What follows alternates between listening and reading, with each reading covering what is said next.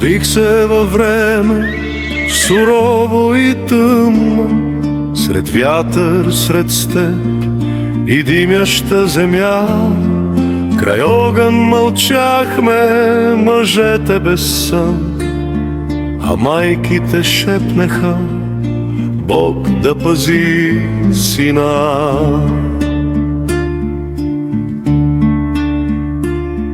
От малък научих, света е корав, че хляб се извоюва с кръв и с чест.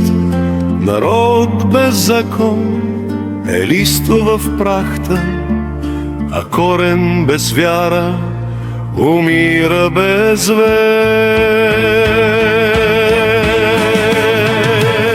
На здраве, дружина, вдигнете чаши, да помни земята, да помни светът, че няма държава без тверди закони, без мъжка закрила и праведен съд.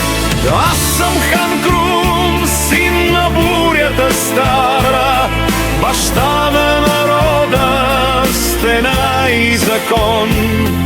Родихме се време на живот и смърт, но България стана престол и дом. Никифор дойде с огън и злато, с гордост и смях над пепел и храм.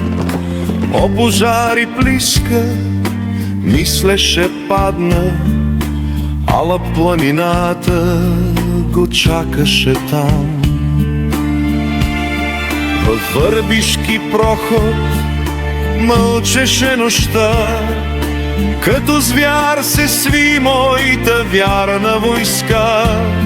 И гръм на земята, стомана срещу стомана, и падна императорът в своята тъма.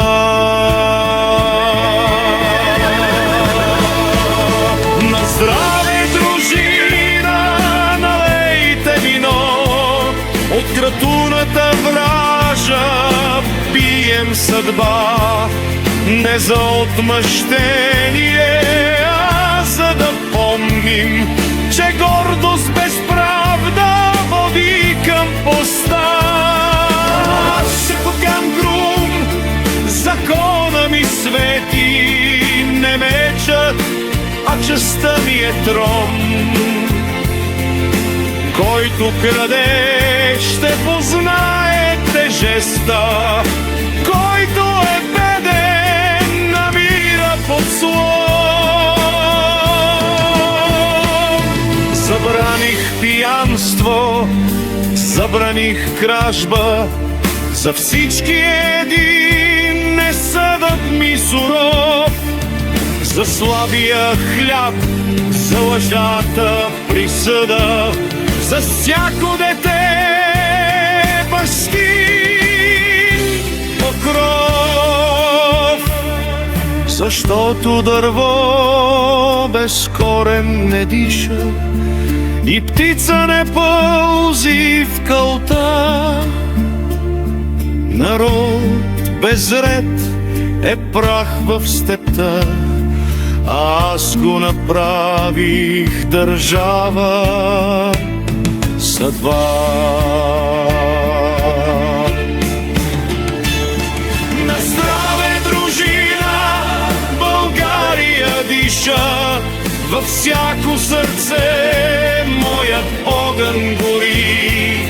Не съм само воин, аз съм ви баща и моят закон ви пази така. Аз съм хан на вярно племе, влязъл в кръвта ви, суров и мъдър съм. Докато помните името Крум, ще има България, ще има дом, ще има сила і под слом.